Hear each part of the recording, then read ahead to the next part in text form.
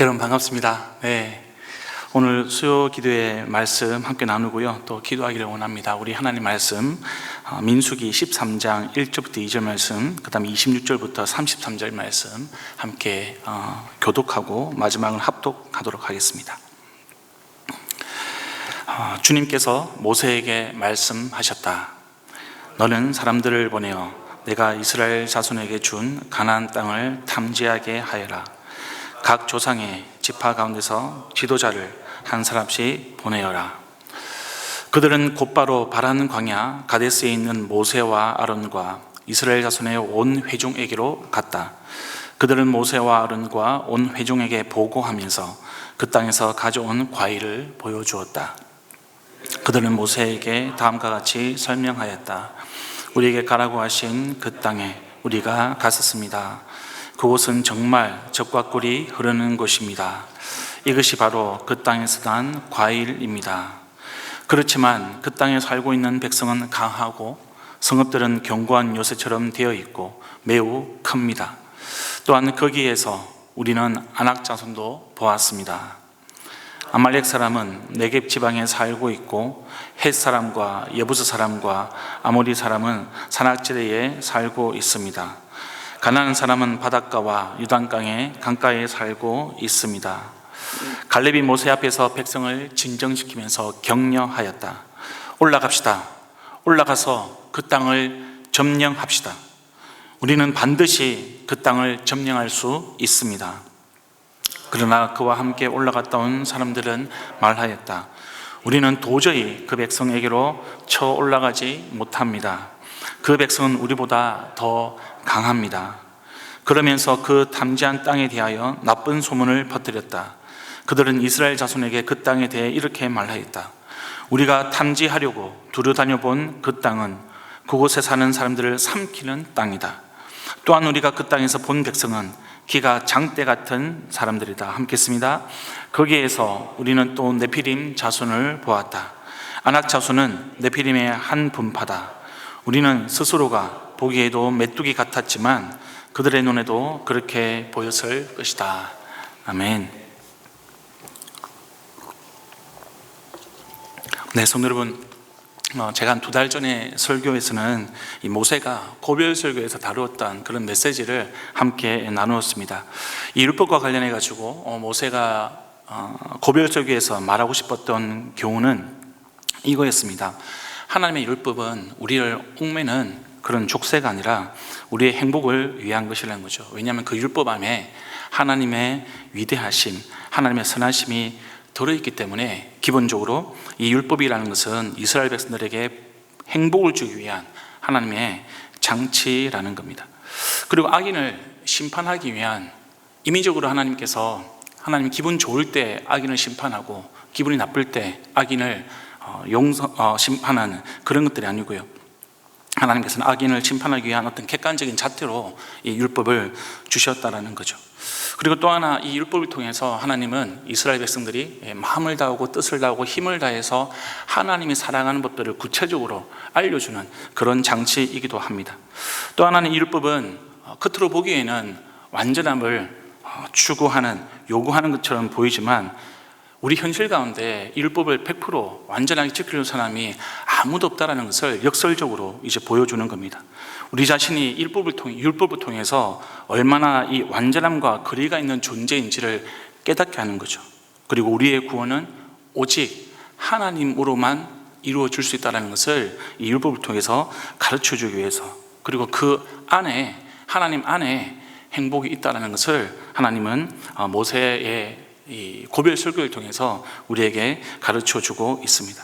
오늘은 이 믿음에 대해서 한번 좀 다루고자 합니다. 민수기 말씀인데요, 우리는 인생을 살면서 참 많은 결정들을 하고 살아갑니다. 어느 학교를 갈지, 어느 과를 택할지, 어떤 직업을 선택하고 어떤 회사를 다니고, 내가 이 회사를 언제까지 다닐지, 어떤 부서에 내가 신청하고, 또 내가 언제 퇴직할지, 또 누구랑 사귀고, 내가 누구랑 결혼하고, 그런 이제 여러 가지 인생의 많은 선택의 순간들을 우리는 경험하면서 살아가고 있습니다. 그래서 인생을 어떤 결정의 역사, 선택의 역사라고 해도 과언이 아닐 정도입니다. 많은 경우에 여러분 이런 제 선택, 결정에 대해서 우리는 우리의 믿음과 연결되어 있다는 것을 자주 깨닫게 됩니다. 이 설교를 준비하면서 저도요, 제 인생 가운데 어떤 결정을 해야만 했던 그런 여러 선택의 사건들이 떠올랐습니다. 그 중에 오늘 이제 말씀과 관련해서 좀 나누고 싶었던 그런 선택, 결정은 제가 이제 학창 시절에, 고등학교 시절에 주일에 공부를 하느냐, 하지 않느냐, 이런 이제 선택의 문제였습니다. 저는 중학교 2학년 때 어머니를 따라갔던 그런 부흥회에서 예수님을 인격적으로 만났습니다. 그리고 그 이후로는 이제 예수를 믿는 그런 청소년으로 살았던 거죠. 고등학교 2학년 때까지는 주일에 공부하느냐 마느냐 이런 큰 부담 없이 주일에 공부를 안 했습니다. 왜냐하면 절대적으로 공부하는 양이 좀 적었기 때문에 그렇습니다. 국영수 학원도 안 다녔기 때문에 주일에 학원을 가는 일, 그런 것도 전혀 고민거리가 아니었습니다. 근데 고3이 되고 나니까요, 좀 상황이 달라졌습니다. 처음 이제 전국 모의고사를 쳤습니다. 치고 나서 이제 담임 선생님하고 이제 진학 상담을 하거든요. 담임 선생님이 저한테 대뜸 이렇게 말씀하시는 거죠. 동훈아, 네 성적을 보니까 4년제 대학 중에 네가 갈 데가 없다. 제가 그 정도는 아니었던 것 같은데 아무튼 충격요법을 좀 쓰신 것 같습니다. 또 이렇게 말씀하셨습니다. 네가 주일에 교회를 다니는데 그냥 예배만 딱 드리고 독서실에 가서 공부를 해야, 그래야 네가 4년제 대학을 갈 수 있을 것 같다. 여기서 좀 놀라운 건 여러분, 그 선생님이 교회 집사님이셨습니다. 그리고 나중에 교회 장로님이 되셨습니다. 그 말 들으니까 제가 살짝 고민이 됐습니다. 그래서 제가 돌아와서 주일에 저희 고등부 선생님께 상담을 했습니다. 그 선생님은 저를 위해서 정말 자기 일처럼 기도를 해주셨던 분이시기 때문에 제가 이런 일이 있었다라고 말씀을 드렸고, 내가 어떻게 해야 될지 좀 선생님께 물어본다라고 말씀을 드렸거든요. 우리 선생님이 조언해 주신 방향은 근데 명쾌했습니다. 그 방향은 공부 대신에 이 예배와 안식을 통해서 주일 하루를 온전하게 하나님께 드리는 것, 그것을 멈추지 않았으면 좋겠다라는 거죠. 저희 신앙을 위해서. 만약에 주일에 제가 공부를 하고 대학을 간다면 그것은 제가 하나님을 온전하게 의지하는 것이 아니라 내 노력을 의지한 결과가 반영되는 거다. 주일 하루를 하나님께 온전히 드리고 제가 대학을 간다면 그것은 나의 능력이 아니라 하나님의 능력을 의지한 것이고, 설사 내가 목표로 했던 대학을 못 가더라도 내가 하나님을 온전하게 의지했기 때문에, 내가 하나님의 인도하심을 믿었기 때문에 그 방향은, 그 인도하심은, 그 결과는 하나님의 인도하심의 증거라는 거였습니다. 저는 이 학교 선생님의 방향 대신에 고등부 선생님의 방향을 따르기로 선택을 했습니다. 결정을 했습니다. 그래서 주중에 열심히 공부했고요. 또 주일에는 아침부터 저녁까지 온전히 주일을 하나님께 드렸습니다. 근데 반면에 저희 어머니는 그런 제가 답답했죠. 예수에 미쳤다. 이 인간이 교회 미쳐가지고 공부를 등한시한다고 좀 나무라셨습니다. 저는 그래도 크게 흔들리지 않았습니다. 제 안에 명확한 믿음이 있었기 때문에 그렇습니다. 근데 아쉽게도 세상의 기준으로 보면 여러분, 저의 고3 수험 생활은 실패로 끝났습니다. 왜냐하면 제가 목표로 했던 대학에 떨어졌기 때문에 그렇습니다. 그래도 품었던, 그래도 제 목표가 있었기 때문에 저는 멈추지 않고요, 재수하고 삼수를 했습니다. 주일을 온전히 지키는 믿음, 이것은 제가 재수를 할 때도 삼수를 할 때도 변함이 없었습니다. 아침부터 저녁까지, 그때는 이제 주일 저녁 예배가 있었기 때문에 주일 저녁 예배까지, 성가대까지 제가 있는 힘껏 하나님께 예배드리고 온전하게 안식을 지켰습니다. 그런데 끝내 제가 목표로 했던 대학에는 가지를 못했습니다. 저희 어머니는 더 비난하죠. 더 하나님을 욕합니다. 네가 주일에 교회 안 가고 공부를 했더라면 네가 목표로 했던 대학에 가지 않았겠냐. 네가 교회 때문에, 네가 예수 때문에 네 인생을 스스로 망친 거다. 여러분, 정말 그랬을까요? 정말 제가 주일에 교회를 안 가고요, 예배를 그냥 잠깐 드리고 나머지 시간을 온전하게 공부했다면 제가 목표로 했던 대학에 갔을까? 예, 그럴 수도 있겠죠. 근데 저는 그렇게 생각하지 않습니다. 예, 물론 결과에 대해서 저는 인간적인 패배감도 있고요, 아쉬움도 있습니다. 근데 하나님은 제가 주일에 공부 안 하고 예배자로 살았다고 해서 제가 원하는 대학을 안 보내는 분이 아니라는 것을 저는 너무나 잘 알고 있습니다. 정말 그렇다면 여러분, 저는 능력도 안 되는 하나님을 믿고 있는 거죠. 그런 하나님을 제가 의지할 이유가 전혀 없는 겁니다. 그건 아마 여러분들도 마찬가지라고 생각을 합니다. 오히려 저는 그런 과정들을 통해 가지고요, 교회 선생님이 가르쳐 주신 것처럼 나의 진정한 아버지가 누구인가를 정말 많이 배웠습니다. 하나님이 제 인생을 책임지시고 인도하신다는 것을 정말 철저하게 배웠습니다. 그리고 하나님께서 저를 만지시고요, 다듬어 가신다라는 그 하나님의 손길을 참 생생하게 경험을 했습니다. 만약에 제가 학교 선생님의 좋은 대로 주일에 이 성적과 대학을 위해서 공부를 했다면 하나님은 제가 의지하고 경배하는 그런 대상이 아니고요, 저의 목표를 위해서 이용하는 그런 도구, 그런 통로에 불과했을 겁니다. 그리고 저의 목표를 이루는 것은 하나님의 능력이 아닌 거죠. 그냥 저의 능력으로 저의 목표를 이루는 그런 결과를 낳았을 겁니다. 여러분들은 어떠십니까? 여러분들의 인생을 돌아보시면서 분명히 많은 선택의 순간들이 있었을 겁니다. 결정을 했을 겁니다. 주로 어떤 결정을 해 오셨습니까? 온전하게 하나님을 의지하고 하나님의 능력을 구하는 그런 결정을 하셨습니까? 아니면 적당히 믿고 적당히 타협하고 적당히 신앙생활을 하면서 나의 능력, 나의 노력을 더 의지하는 그런 쪽으로 선택을 해 오셨습니까? 여러분, 우리가 이 전적으로 하나님을 의지하느냐, 아니면 적당히 현실과 타협하면서 나 자신 또는 제3의 힘을 더 의지하느냐, 이것의 문제는요, 우리 신앙의 핵심적인 믿음을 다루는 문제입니다. 그래서 여러분, 하나님은 이 지금 애굽을 나온 이스라엘 백성들이 가나안 땅에 들어가기 전에, 약속의 땅에 들어가기 전에 이 믿음의 부분을 다루고 또 만지시고 훈련하기를 원하셨던 겁니다. 아브라함의 자손입니다, 이스라엘 백성들은. 그리고 그 아브라함의 자손들을 통해 가지고 하나님은 온 세상을 구원하시겠다라고 약속을 하셨습니다. 그래서 노예로 살아가던 이스라엘 백성들을 해방시켜서 지금 가나안 땅에 보내려고 하고 있습니다. 광야에서 1년 정도를 보낸 시점입니다. 이스라엘 백성이 이제는 하나님이 약속하신 땅에 아주 가까이 다다랐고요, 이제 눈앞에 그 땅이 지금 보이고 있습니다. 그리고 그들은 가나안 땅에 들어가기 전에 믿음의 결단을 해야 하는 그런 상황 가운데 마주하고 있습니다. 결과가 어떻습니까, 여러분? 성공합니까? 실패하죠. 믿음의 선택을 하지 않습니다. 우리는 이런 기록된 말씀을 보면서 이스라엘 백성들이 약속의 땅을 앞에 두고 믿음의 시험에서 실패하는 이런 모습, 이 이스라엘의 모습을 통해서 우리는 반면교사로 우리의 믿음을 다시 한번 점검하고요, 이스라엘 백성들과는 다르게 믿음의 길을 선택할 수 있기를 바랍니다.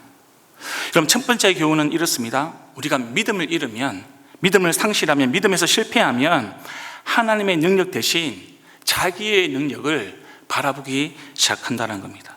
반대로 우리가 믿음을 택하면 자기의 능력이 아니라 하나님의 능력을 의지하게 되는 거죠. 여러분, 그 땅을, 가나안 땅을 정탐하도록 선발된 사람들은요, 그냥 평범한 이스라엘 백성들 가운데 평민들이 아니었습니다. 지도자들이었습니다. 한 민족 한 민족을 대표하는 그런 지도자들이었다고요. 하나님은 각 지파의 지도자들이 이런 정창의 임무를 맡기를 원하셨습니다. 왜냐하면 이들이 그래도 이 백성들을 이끌면서 믿음으로 하나님의 길을 가나안 땅으로 갈 수 있는 그런 지도자였기 때문에 그렇습니다. 정탐꾼들은 하나님이 주시기로 한 땅을 정찰하고요, 백성에게 보고를 해야 했습니다. 그 후에 여러분은 온 백성의 믿음으로 약속 땅을 차지하기 위해서 이제 전진하면 되는 거였습니다. 근데 이 정탐꾼들이 보고한 내용을 자세히 보면요, 여러분 두 부분으로 나누어져 있습니다. 앞부분은 이 가나안 땅이 정말 어마어마하게 상상을 초월할 정도로 좋은 땅입니다라는 내용입니다. 아름답고 풍요로운 그 땅을 보고 그들은 깜짝 놀랐습니다. 그럴 수밖에 없는 게 여러분, 그들이 광야에서 잠시 지낸 것을 빼고 나면 그들은 몇백 년 동안 애굽의 노예로 살았던 거죠.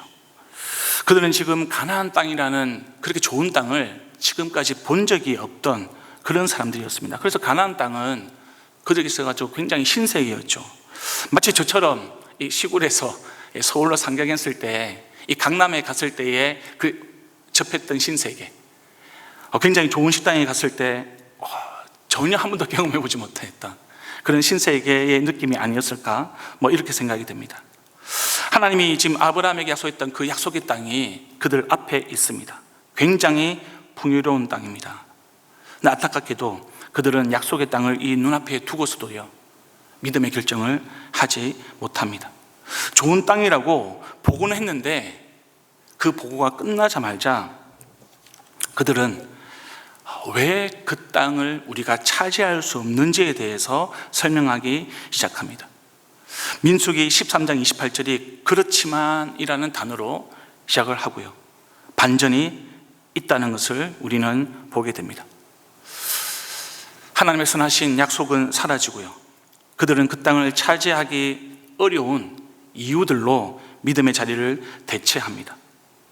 정탐꾼들의 마음에 강하고 견고하고 심이 큰 가나안 민족에 대한 두려운 마음이 자리를 잡았습니다.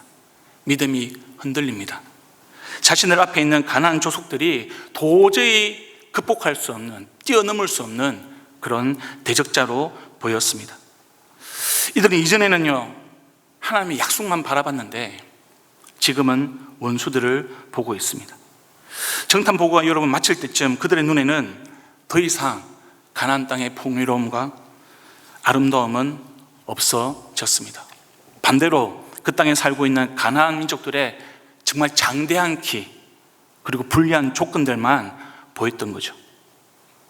약속의 땅이 바로 눈앞에 있었고요, 또 직접 경험을 했지만 저에 대한 두려움 때문에 하나님에 대한 믿음을 잃어버렸던 겁니다. 심지어 여러분, 하나님의 백성이라는 그런 기본적인 정체성도 이들은 망각하기 시작했습니다. 뭐라고 이야기합니까? 스스로를 우리는 메뚜기 같은 자다. 여러분, 하나님이 이 이스라엘을 메뚜기라고 생각하실까요? 아니죠. 하나님에게 있어서 이스라엘 백성들은 메뚜기가 아니라 약속의 땅을 통해서 하나님 나라를 건설하기 위한, 그래서 하나님께서 노예에서 해방시켜서 그 약속의 땅을 내가 꼭 선물로 주겠다라고 약속한 그런 존귀한 자녀들이 바로 이스라엘 백성들이었습니다.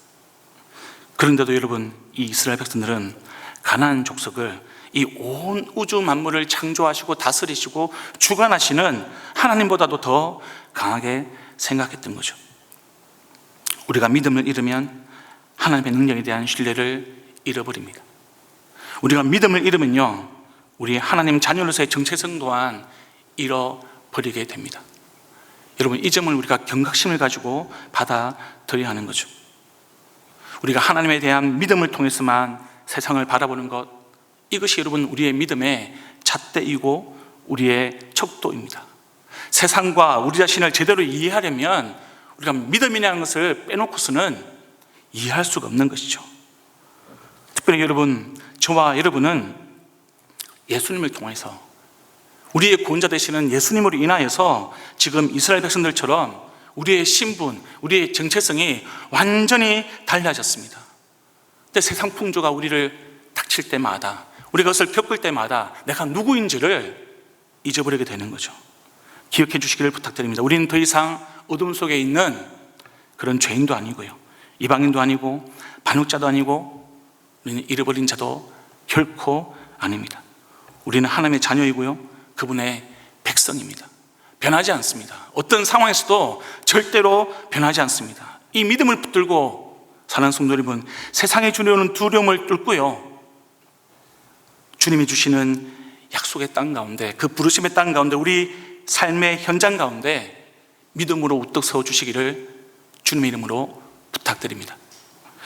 여러분, 두 번째로 이 이스라엘 백성들의 모습이 우리에게 주는 교훈은, 믿음을 잃으면 과거에 경험했던 이 하나님의 권능, 그 권능과 주님이 주시는 어떤 미래의 약속, 이것을 잊게 된다는 겁니다. 근데 반대로 믿음을 택하면 하나님의 권능을 우리가 기억하게 되고 또 하나님의 약속을 기억하게 된다는 겁니다. 갈렙과 여호수아를 제외하고 다른 모든 정탐꾼들은 부정적인 보고를 했습니다. 이 지도자들이 믿음을 잃어버리니까 이스라엘 백성들 전체가 흔들렸습니다. 하나님에 대한 믿음이 흔들리고 자신들의 정체성이 흔들릴 때 이스라엘 백성들이 어떻게 행동합니까? 14장을 보시면 모든 이스라엘 백성들은요, 밤새도록 통곡했다라고 기록을 하고 있습니다. 그리고 그 통곡 이후에 이 사람들은 모세와 아론을 원망합니다. 차라리 우리가 이집트에서 오지 말 것을, 이 광야에서 죽었다라면 더 좋았을 것이다. 근데 주님이 왜 우리를 이 땅으로 데려와서 이방인의 칼에 맞아 죽게 하는가? 왜 우리 아내와 자식들을 사로잡히게 하는가? 차라리 이집트로 돌아가자. 이것이 통곡 끝에 나온 이스라엘 백성들의 불평, 불만 반응이었습니다. 여러분, 그렇게 광야를 지나서 가나안 땅을 바라보고 있는 이스라엘 백성들이 이렇게 변한 이유가 무엇일까요?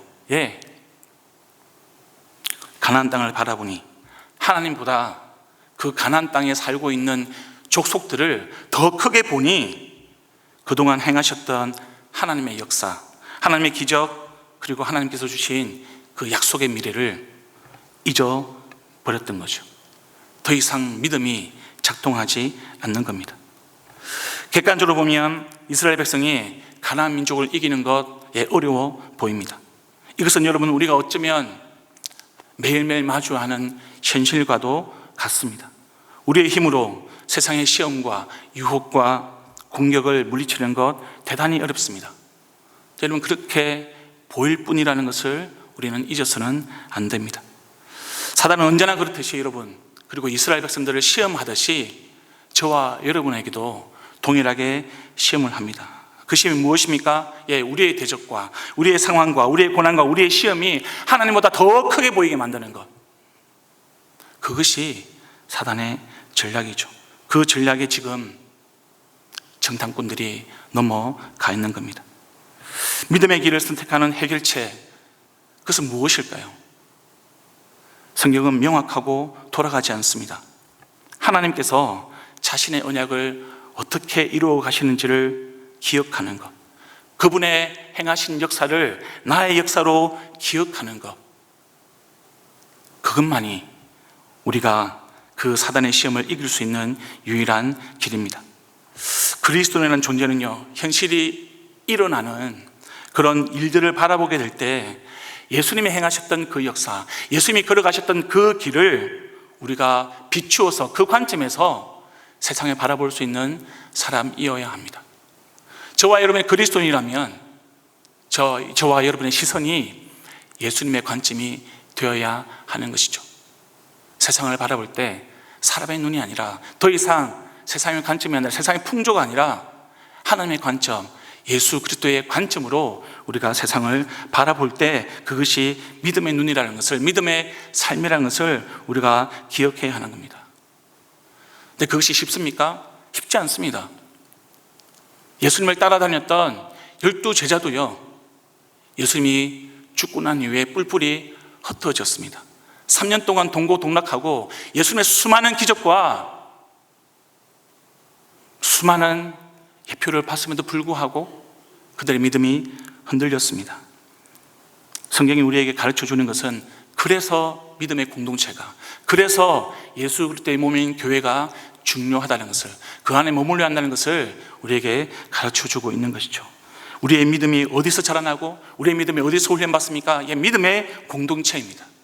이스라엘 역사가 그것을 가르쳐주고 있고요, 예수님의 삶이 그것을 가르쳐주고 있고, 교회의 역사가 그것을 증거하고 있습니다.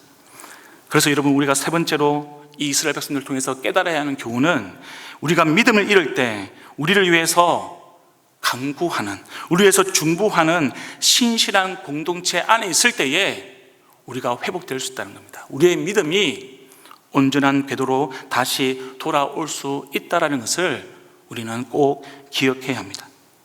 사랑하는 성도 여러분, 지금 슬퍼하고 원망하는 백성들의 모습이 있습니다. 그런데 반대로 하나님께서 지금 우리에게 보여주시는 모습은 모세와 아론과 갈렙과 여호수아입니다. 모세와 아론은 어떻게 행동합니까? 즉시 엎드려서 회개 기도를 합니다. 공동체를 위해서, 이스라엘 백성들을 위해서. 여호수아와 갈렙은 어떻게 행동합니까?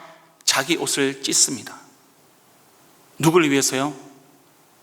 이스라엘 백성 공동체를 위해서, 그들의 믿음의 회복을 위해서 기도하는 마음으로, 중보하는 마음으로 그들은 엎드려 기도하고요, 자기 옷을 찢고 있는 겁니다. 그 이후에 여러분, 주님은 이스라엘 백성들을 직접 찾아가십니다. 하나님의 영광이 이스라엘 백성 공동체 가운데 임합니다. 그리고 모세에게 이렇게 말씀하셨죠. 언제까지 이 백성이 나를 멸시할 것이냐? 내가 이 백성 가운데서 보인 온갖 표적들이 있는데 언제까지 나를 믿지 않겠느냐? 여러분, 하나님의 이 물음, 우리가 기억을 해야 합니다. 하나님은 충분히 이스라엘 백성들을 징벌하고 심판하실 수가 있는데, 지금 모세에게 다시 한번 내가 이스라엘 백성들에게 기회를 주겠노라고 물어보시는 것이죠. 모세가 간구합니다. 모세가 기도합니다. 네, 여러분, 모세가 자기를 위해서 기도합니까? 모세가 자기의 유익을 위해서, 자기의 만족을 위해서 하나님께 간구하고 있습니까? 그렇지 않습니다. 모세는 이스라엘 백성들을 대표해서, 믿음의 공동체를 대표해서 그 대변자로 하나님께 간구하고 기도하고 엎드리고 자비를 베풀어 달라고 지금 주님 앞에 무릎을 꿇고 있습니다.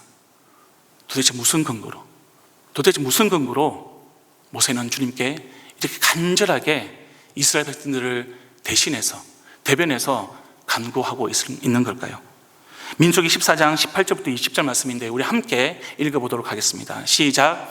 나 주는 노하기를 더디하고 사랑이 넘치어서 죄와 허물을 용서한다. 그러나 나는 죄를 벌하지 않은 채 그냥 넘기지는 아니한다.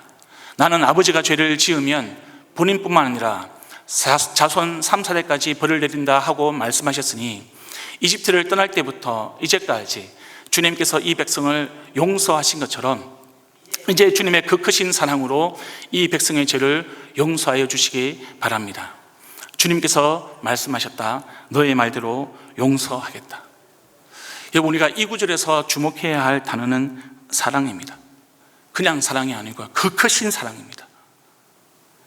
말로 표현할 수 없고 이 세상 그 어떤 것도 형용할 수 없는 사랑입니다. 사랑. 그 사랑을 모세는 알았습니다. 모세는 하나님께서 이스라엘 백성을 누구보다 사랑하신다는 것을 알았습니다. 하나님은 이스라엘을 그들의 선행이나 그들의 능력 때문에 사랑하시는 것이 아니었습니다. 하나님의 본성의 사랑이기 때문에 이스라엘 존재 자체를 사랑하셨던 거죠. 우리도 마찬가지죠. 저와 여러분도 마찬가지입니다. 그래서 여러분, 우리의 믿음의 회복을 위해서, 우리가 믿음을 잃을 때에 우리가 믿음의 회복을 위해서는 하나님의 그 크신 사랑이 있는 공동체가 너무나 중요하고 너무나 필요한 것이죠. 모세와 아론, 여호수아와 갈렙처럼 하나님의 믿음의 길에 서 있는 신앙 모델이 있는 그런 신앙 공동체, 교회, 믿음의 공동체가 너무나 중요합니다. 믿음의 공동체의 기도가, 우리의 신앙 모델의 기도가 이 이스라엘 백성들을 살린 것처럼 저와 여러분의 믿음도 회복시키는 견인차 역할을 하게 되는 것이죠. 여러분, 처음에 제 간증을 잠시 했습니다. 주일에 공부하는 것을 고민할 때에 바른 방향의 믿음을 알려주시고 저를 위해서 기도해 주시는 교회 선생님이 계셨기 때문에 제가 하나님에 대한 믿음을 놓치지 않았던 거죠. 제가 믿음의 길을 그분 때문에 선택할 수가 있었던 겁니다. 사랑하는 성도 여러분, 우리의 가정이 믿음의 가정이 되는 것, 우리의 목장이 믿음의 목장이 되고요, 우리 은혜샘물교회가 믿음의 공동체가 되는 것이 그래서 중요한 겁니다. 저와 여러분을 살리는 하나님의 은혜의 방편인 것이죠. 그 안에서 우리가 서로 중보하고 믿음을 선택하는 공동체가 될 때에, 우리의 가정이, 우리의 목장이, 우리의 은혜샘물교회가 그런 믿음의 공동체가 될 때에 우리는 하나님께서 우리에게 약속하신 가나안 땅을 향해서 우리가 함께 전진할 수가 있는 것이고, 우리가 믿음이 떨어질 때라도 하나님은 우리를 포기하지 않으시고 우리의 믿음을, 우리의 공동체를 통해서 하나님께서는 회복, 성장시키실 것입니다. 믿음이 혹시 약해지셨습니까? 혹시 믿음이 잃어버렸다라고 생각이 드십니까? 하나님께서 믿음의 공동체를 통해서 저와 여러분을 회복시키실 겁니다. 가정 안에, 믿음의 목장 안에, 믿음의 은혜샘물교회 안에 머물러 주십시오. 그럴 때에 하나님은 모세를 통하여, 갈렙을 통하여, 여호수아를 통하여 이스라엘 백성들을 가나안 땅으로 보내신 것처럼, 하나님의 나라를 회복해 가신 것처럼 저와 여러분을 통해서 하나님 나라를 회복해 가실 것입니다. 이 시간 우리 말씀을 기억하면서 함께 기도하기를 원합니다. 하나님, 이스라엘 백성들을 통해서 참된 믿음의 길을 가도록 우리를 인도하여 주시옵소서. 이스라엘 백성의 이야기가 먼 옛날의 이야기가 아니라 오늘 하나님께서 나에게 들려주시는 믿음의 이야기가 되게 하시고, 내 믿음이 약해질 때, 내 믿음이 사라질 때 하나님, 믿음의 공동체를 통하여서 내가 회복되기를 원합니다. 그런 우리의 가정, 그런 우리의 목장, 그런 우리의 은혜샘물교회가 될 수 있도록 함께 하여 주시고, 오직 믿음을 통해서만 주를 온전하게 의지하고 주님을 온전하게 따라갈 수 있는 주의 귀한 백성, 주의 귀한 자녀 되도록 하나님 도와주시옵소서. 우리 말씀을 기억하면서 함께 기도하시겠습니다.